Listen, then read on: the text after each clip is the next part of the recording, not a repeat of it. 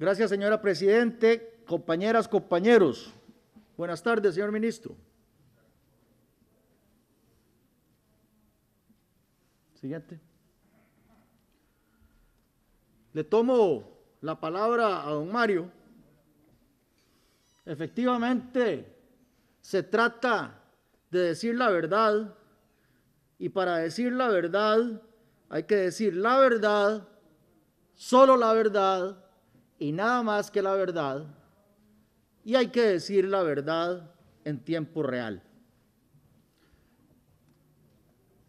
El 8 de abril del 2020, señor Ministro de Salud dijo: la realización de pruebas masivas, como algunos lo entienden, no tiene sentido ni lógica. Se mantuvo en esa posición por muchas semanas, por muchos meses. Planteamos desde el plenario legislativo y en redes sociales nuestra duda sobre esa posición. El oficialismo, en negación, se mantuvo en esa posición por semanas y meses. En las redes sociales, quienes nos atrevimos a levantar la voz fuimos atacados por los PAC lovers. Siguiente. 27 de abril del 2020, dice el presidente de la República: si no desarrollamos las pruebas para el COVID-19, yo asumiré la responsabilidad. ¿Se acuerdan? Estamos cerrando mayo, 14 meses después. Siguiente.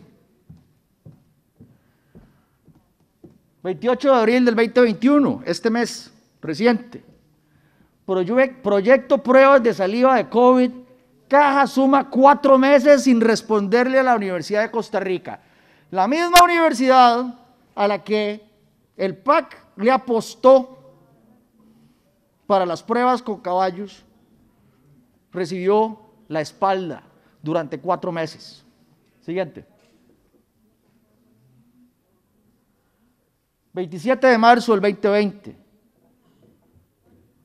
Su uso puede, con o sin mascarilla, su uso puede ser contraproducente, según el Ministerio de Salud. 27 de marzo, estábamos arrancando.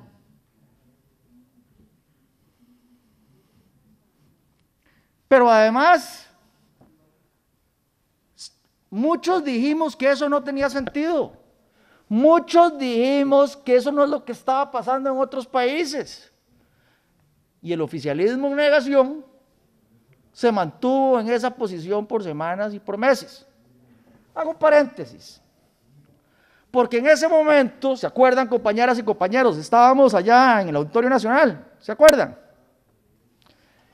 En ese momento, el gobierno le apostó todo o nada a la política quédate en la casa. Y lo recuerdo porque es que la memoria es flaca. Muchos dijimos que esa política a la que el gobierno le estaba apostando todo o nada no era sostenible, lo dijimos allá en el Auditorio Nacional. Dijimos que no sabíamos cuánto íbamos a durar, lo dijimos aquí desde el plenario.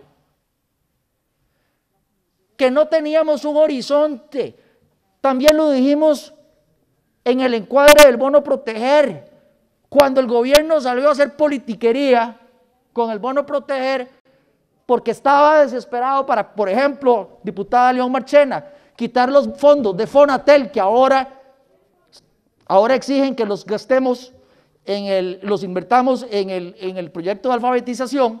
En aquel momento les recuerdo que se querían coger esos dineros para el bono proteger y nosotros decíamos que eso no tenía sentido porque no teníamos un horizonte y sin un horizonte no podíamos planear adecuadamente. Cierro paréntesis. Todas las voces de crítica constructiva, yo quiero decir que las planteamos las críticas oportunamente y con una intención de que fueran constructivas, fueron acalladas y fuimos tratados hasta con burla. Siguiente. Y después pasamos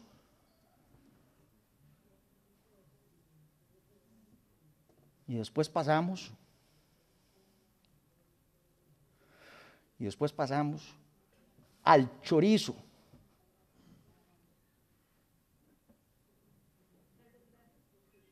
Después pasamos a utilizar los fondos públicos y el dolor de la pandemia para choricear. Pifias y corrupción.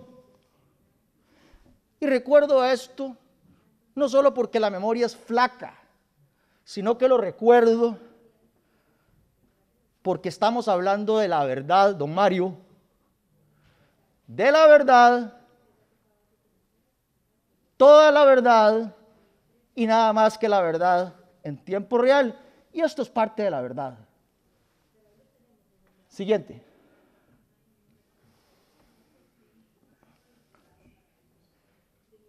Y los congeladores para las vacunas no llegaron hasta el 3 de marzo de este año. Esto también es parte de la verdad, don Mario, y hay que decirla. Se comenzaron a licitar en octubre, no llegaron hasta marzo. Se siguió estrictamente un criterio de precio y no de entrega, y eso fue lo que pasó. Razón por la cual no estuvimos listos, y esa es la verdad. Y esa es la verdad. No estuvimos listos para recibir vacunas. El gobierno no estuvo listo para recibir vacunas hasta marzo de este año. Y eso no se nos puede olvidar. Siguiente.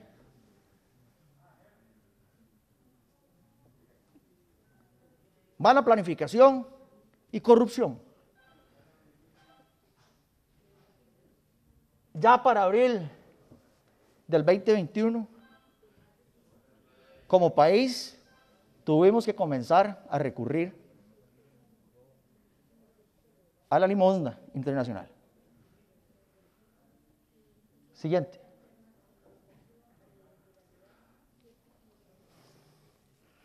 Hago las siguientes preguntas, señor ministro, con todo respeto a como lo demanda don Mario. Sí, las vamos a hacer con todo respeto, pero igual con toda vehemencia. Buscan las preguntas, señor ministro, intentan, la intención de las preguntas es que haya transparencia y que haya verdad. Son críticas constructivas, señor ministro, porque se trata de que enmendemos la plana, de que el gobierno deje la soberbia y de que trabajemos como un solo país. Señor ministro, le ha hecho falta dinero para la compra de vacunas. La Asamblea Legislativa ha cumplido con tenerle los presupuestos aprobados a tiempo para la compra de esas vacunas. Primera pregunta, señor ministro.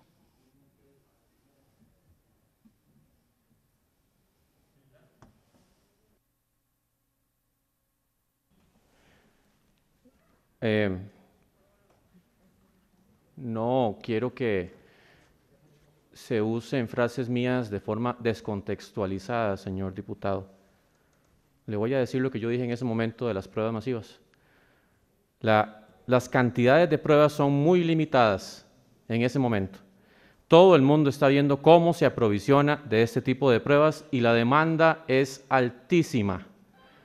Así que también tenemos que hacer un planteamiento muy inteligente y un manejo muy prudente de cómo se van aplicando esas pruebas, y así lo venimos haciendo. Porque no se vale presentar solo una parte del discurso que usted quiere dar a conocer, sino lo que había en ese momento. Estábamos hablando de abril 2020, cuando ni siquiera había transmisión comunitaria, y lo que estaban haciendo otros países que tenían transmisión comunitaria no era lo que correspondía hacer en nuestro país. Así que también hay que poner las cosas en su contexto. Con respecto al uso de mascarillas, yo creo que ya se lo expliqué ampliamente a la diputada Silvia Hernández, y espero que usted haya escuchado lo que yo le expliqué. Son momentos epidemiológicos, niveles de conocimiento diferentes, no teníamos en un inicio esa necesidad de uso masivo de mascarillas. Lo de quédate en casa, sí, claro, en un momento era la premura, en ese momento era lo que entendíamos que había que hacer, ya después entendimos que había que trabajar rápidamente con protocolos y dejar que la gente también saliera a trabajar. Pero en esto ha habido una evolución constante del conocimiento y en ningún momento hemos estado estáticos en el conocimiento de la pandemia, todo lo contrario. Ha habido conocimiento tanto del virus como del manejo, como de todos los demás factores que se anidan a la pandemia.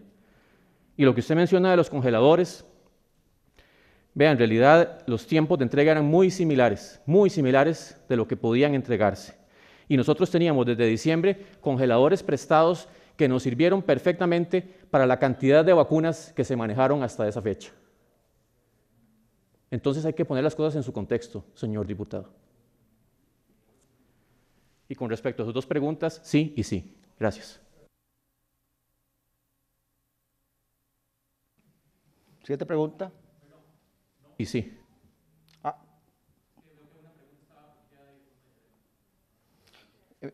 La anterior, por favor. No, y sí. Muchas gracias, señor ministro. Siguiente pregunta.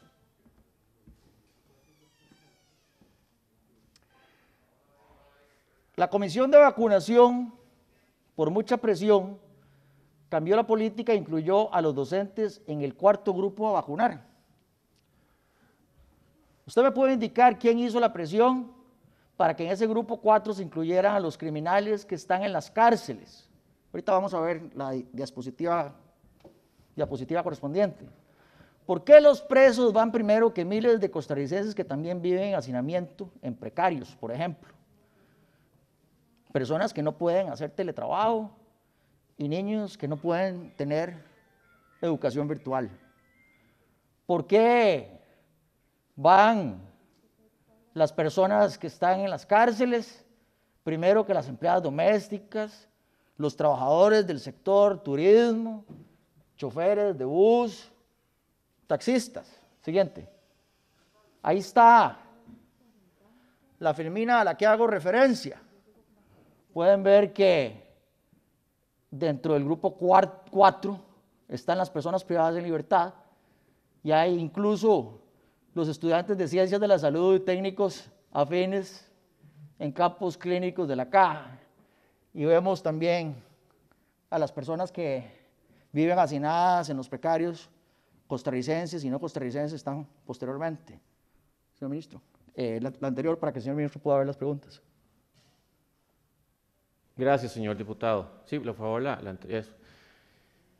no hubo ninguna presión social para cambio de la política de incluir a los docentes en el cuarto grupo. Ellos están incorporados desde el inicio en el cuarto grupo. Lo que se hizo fue aperturar el grupo 4 en hasta un 20%, avanzando también con grupo 2 y 3.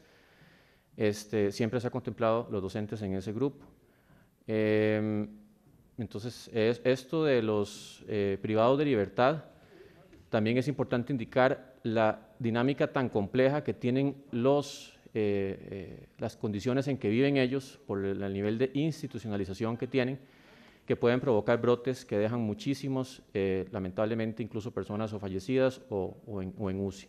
Entonces también ese criterio de institucionalidad, de difícil control de los brotes, de todas las condiciones que sabemos que viven también ellos, hizo que se pusieran en el grupo 4. Y lo que usted indica de que están por encima de otros grupos que tienen más vulnerabilidad no es cierto, porque desde el grupo 2 y desde el grupo 3 ya se empieza a vacunar, y yo lo he dicho aquí varias veces, personas que tienen, por ejemplo, 18 años eventualmente o 30 años, que tienen presión arterial alta y que ya sabemos que es más del 50% probablemente de la población que tienen esta condición, o cercano al 50%. También las personas asmáticas, personas que tienen diferentes factores de riesgo que justamente ya se vienen vacunando desde antes incluso que los privados de libertad. Como indicaba anteriormente, los brotes que se han dado no solamente en Costa Rica, en otros países y especialmente con otras enfermedades han desnudado la complejidad enorme y el riesgo tan importante que tienen personas institucionalizadas y especialmente los privados de libertad también en esta situación. Así que cuando usted dice por qué van primero que las empleadas domésticas, no señor, ya se han ido vacunando empleadas domésticas, ya se han ido vacunando trabajadores del sector turismo y choferes de bus y taxistas dentro de toda esa complejidad de criterios de priorización de acuerdo a morbilidad, mortalidad y nivel de exposición y de riesgo de enfermar y de provocar brotes y de eventualmente morir.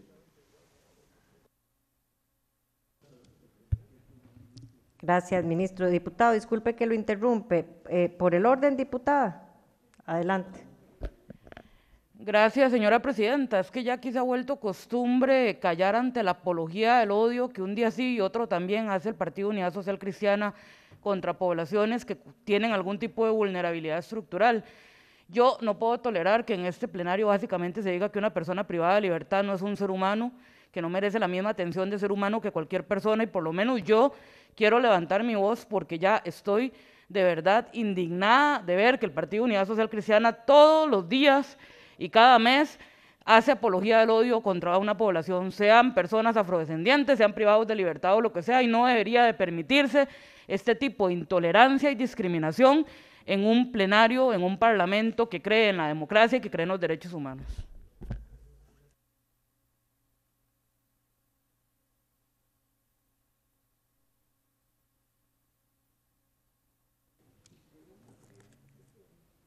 No hay quórum en este momento. Corre el tiempo reglamentario.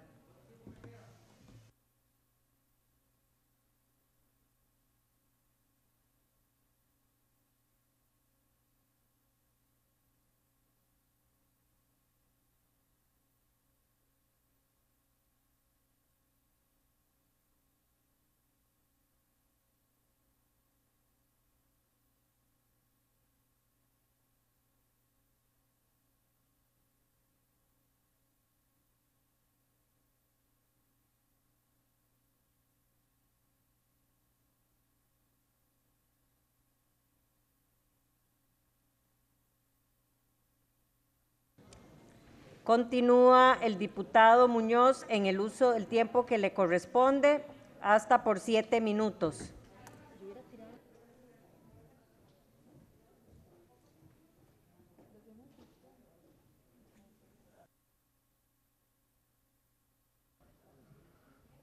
El anterior, porfa, no he pasado.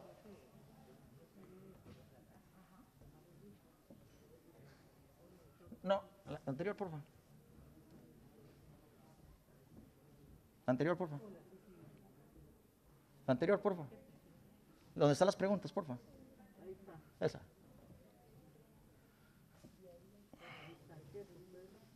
¿Está corriendo el tiempo? No. Me avisa, presidente, por favor. Esa es la pregunta que quiere ver. Esa es la pregunta que quiero ver y que me diga cuándo arrancamos, por favor.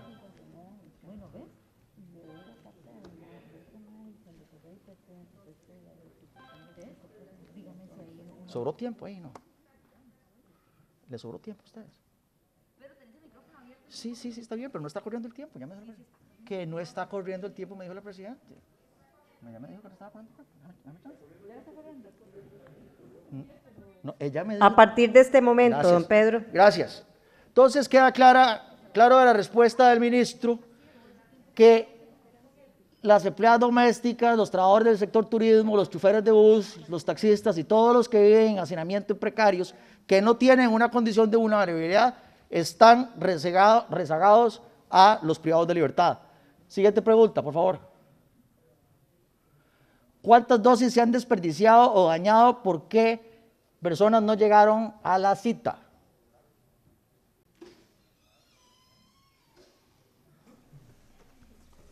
Sí, en esto han habido 200 dosis que no se han podido aplicar, especialmente por la diferencia de la quinta a la sexta dosis. Ninguna ha sido por vencimiento o porque personas no lleguen. Siempre la caja ha tenido su plan B para aplicar y llaman inmediatamente y aplican las dosis que correspondan. Y lo que usted menciona, como ya le indiqué, esto se ha fijado por criterios de vulnerabilidad y ya se ha hablado que las situaciones de institucionalidad, y usted sabe muy bien, señor diputado, también las condiciones que tienen los privados de libertad, eso también es un factor que se considera y está puesto en el grupo 4, que incluso le insistí, personas con mayor vulnerabilidad de enfermar gravemente están bien ubicados desde el grupo 1, 2 y 3 antes de ese grupo.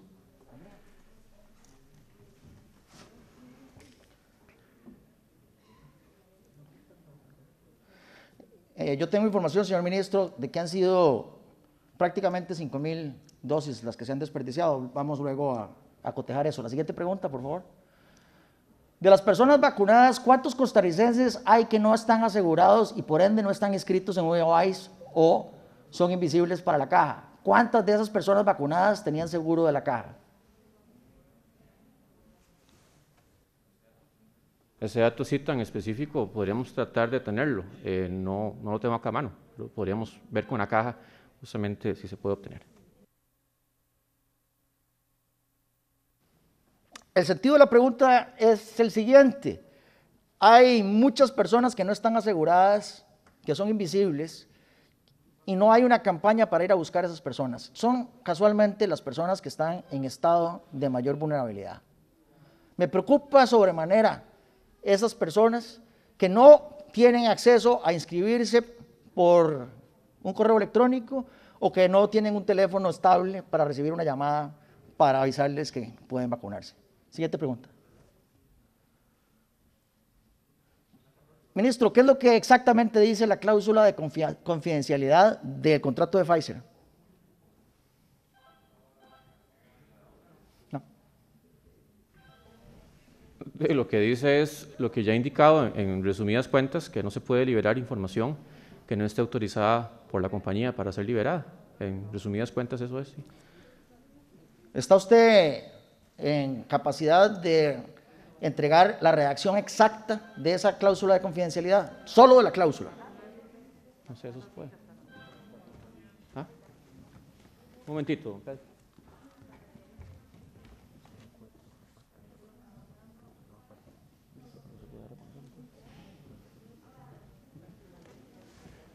Podemos hacer la consulta con la empresa, a ver si esa redacción se puede dar a conocer. Con mucho gusto. Gracias. Claro. Siguiente. Sí. Siguiente. El Colegio de Médicos le ha ofrecido ayuda para la vacunación. En caso de ser la respuesta afirmativa, ¿cuándo han ofrecido la ayuda y por qué no la han aceptado? ¿Todavía hay personal de salud que tiene que comprarse el equipo de protección personal de su propio bolsillo? Sí, el colegio ha ofrecido ayuda y como también lo he externado reiteradas veces en esta comparecencia, hemos ido aprovechando las oportunidades conforme tenemos más vacuna disponible. Y eso es claro que ha venido en aumento. En un principio, pues esto no era real aprovechar. Y con respecto al equipo de protección personal, o sea, insistimos en que ha habido una escasez a nivel mundial. Y claro que en algún momento incluso hemos tenido que reutilizar equipo de protección personal, usted lo sabe bien, pero la Caja en ningún momento ha escatimado esfuerzos para conseguir más equipo de protección personal, pero es claro que ha habido una escasez a nivel mundial y especialmente en el 2020. Ahora, como yo lo mencioné, lo estábamos sufriendo principalmente con guantes de nitrilo, pero tampoco es que tenemos todos los, por ejemplo, respiradores o filtros que necesitamos para dar la atención regular que siempre damos fuera de pandemia. Gracias. Yo entiendo que hay más de 1,000 doctores que no están vacunados al día de hoy. No son necesariamente los que trabajan para el gobierno. Siguiente pregunta. ¿Por qué con las variaciones y mutaciones del virus seguimos dando prioridad a la población con riesgo en lugar de tomar en cuenta que hoy el tema de riesgo no es el factor fundamental? Hoy sabemos que con las mutaciones el virus es implacable incluso con gente que no tiene riesgo. Eso que usted indica no es cierto. Es cierto que las variaciones genéticas del virus pues sí son más transmisibles, en algunos casos son más severas, pero son más severas también para todos los grupos. Lo que pasa es que, como yo lo indicaba anteriormente, incluso lo que estamos viendo en este momento en mortalidad en nuestro país, es que las personas mayores de 70 años que ya se han vacunado son menos susceptibles de enfermar gravemente. Y no es que del todo no se van a enfermar gravemente, esperamos que siempre que sea la menor cantidad, pero no es que las variaciones están afectando y que van a atacar al grupo de 20 a 30 años o al de 30 a 40 con más precisión o con más ensañamiento. Siempre siguen afectando a toda la población y claro que estamos desde la estadística internacional y nacional que las personas con más factores de riesgo son los que tienen más riesgo de enfermar gravemente. Precisamente, las nuevas mutaciones atacan indistintamente de la edad. Siguiente pregunta. Señor ministro, voy directo a Moderna porque no tengo mucho tiempo. Usted dijo claramente que Moderna pudo haber entregado en el segundo semestre. ¿Por qué no contratamos entonces Moderna? Hoy es 31 de mayo. Ya lo de Moderna estaría a la vuelta de la esquina. Además, por ejemplo, solo de Pfizer hacen falta la entrega de 4 millones de dosis. No entiendo, si contratamos con Pfizer 4 millones para el segundo semestre, ¿por qué no contratamos con Moderna?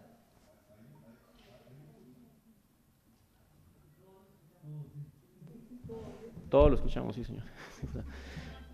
No, con respecto a eso que usted indica, como lo manifestamos, se definieron cuáles eran los grupos meta para adquirir, y la que nos dijo, le entregamos más rápidamente es Pfizer. Y al final, por eso yo también he explicado en este recinto que la mayor cantidad de dosis contratada fue con Pfizer, porque nos decían le podemos entregar incluso desde diciembre. Y al final, también lo que se buscaba es cubrir esos grupos meta, y conforme se han ido ampliando también, se ha ido comprando más vacuna. Si lo vemos obviamente en retrospectiva, usted me dirá, bueno, sí, en ese momento se podía adquirir Moderna, pero imagínense que si hubiéramos adquirido Moderna y le hubiéramos restado dosis a Pfizer, también la cantidad de dosis que hubieran llegado de Pfizer hubieran sido menos en todos estos meses atrás. Entonces también en eso hay que hacer un balance justamente, y por eso es que se toma la decisión con tiempo de entrega. Como yo lo puse ahí, Moderna era el que más rezagado de todos los que estaban ahí siendo evaluados podía entregar dosis.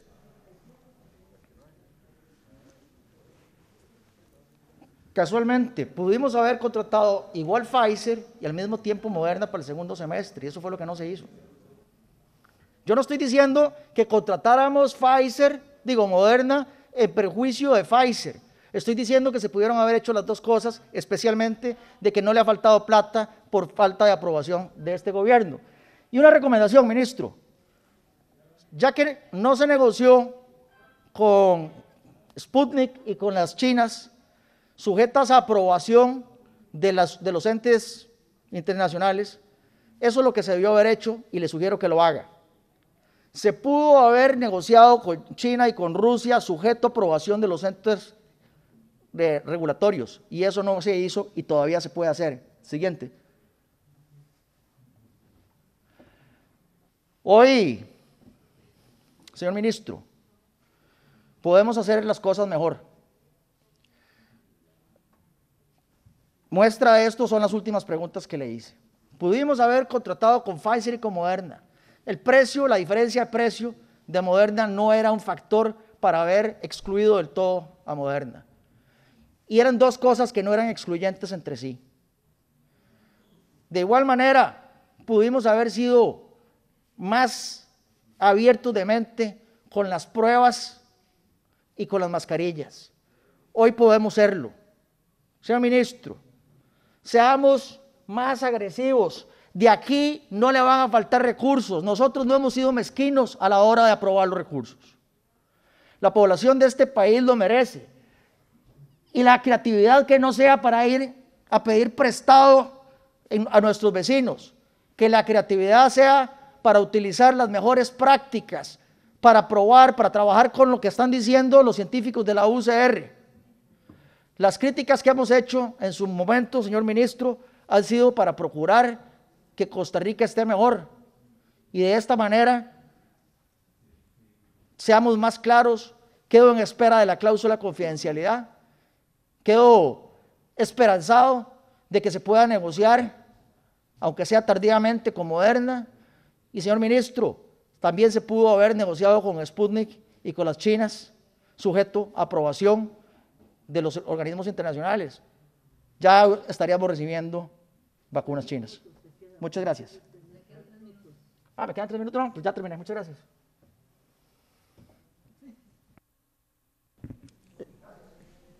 Sí, puedo referirme, ¿verdad?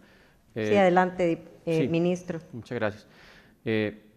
Sí, señor diputado, yo entiendo lo que usted ve, pero insisto en que la población meta, cuando se fijó en el 2020, estaba cubierta con los contratos de Pfizer y de AstraZeneca, justamente considerando principalmente tiempo de entrega. Ya estaban esos grupos meta cubiertos y se han ido ampliando, y se ha explorado con Moderna también para ver si en estas nuevas adquisiciones hemos tenido la posibilidad, y ellos nos han dicho que no hay posibilidad, pero en ese momento, cuando se definió a quién vamos a vacunar, se cubrió a esa población con lo contratado con los que nos ofrecieron el menor tiempo de entrega posible. Y yo entiendo lo que usted indica, pero eso fue lo que teníamos, y en este momento tenemos para cubrir el 100% de toda la población mayor de 12 años durante el 2021.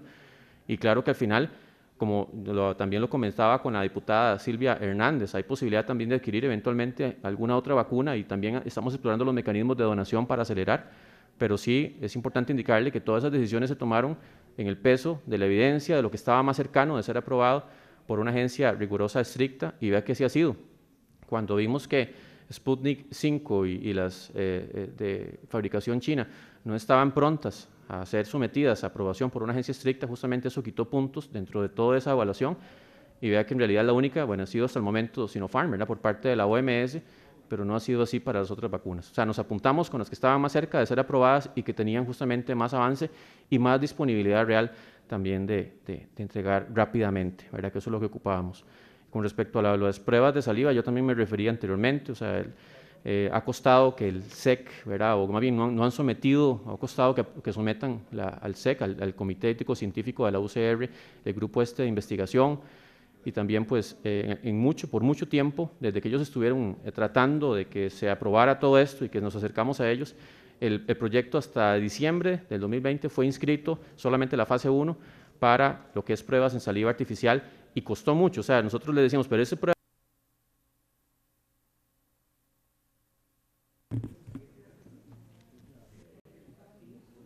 Ministro, le estamos dando más tiempo del que tiene por parte de la fracción del Partido Acción Ciudadana por si usted quiere ampliar en su respuesta. Muchas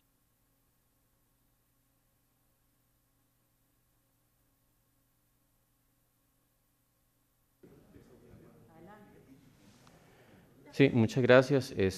No, como indicaba, o sea, nosotros le hemos dado seguimiento, también había una pretensión de hacer 3,000 valoraciones de pruebas, y eso ya les dijimos, eso es una muestra excesiva, tratamos de negociar con ellos para que fuera menor, y el proyecto pues en realidad no es que está paralizado, se ha ido avanzando, y eventualmente estamos esperando también la aprobación del Comité Ético Científico, pero sí ha habido un asunto de no claridad, de no inscripción dentro del inventario de proyectos, de no aprobación por un comité científico, de demandas que sobrepasan en realidad lo lógico dentro de la pandemia, ¿verdad? Y en eso pues también hay que ser claros.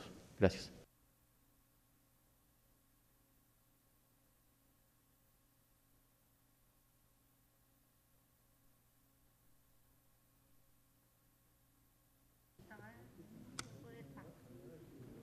Diputado, le restan 2 minutos 47.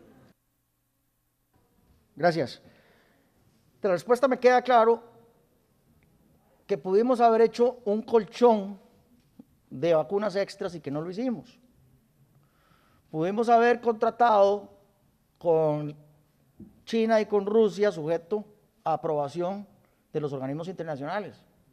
Esa hubiera sido una cláusula totalmente viable.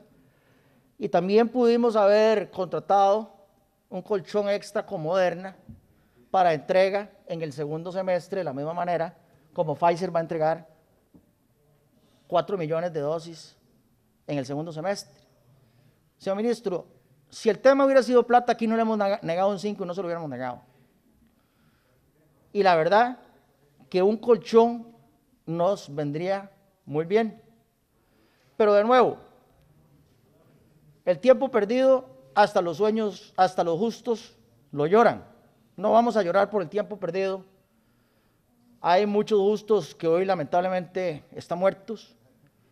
Lo que queremos, señor ministro, es que cuando hemos dicho las cosas desde este Parlamento, se reciban en el Poder Ejecutivo con mayor atención y con menos soberbia.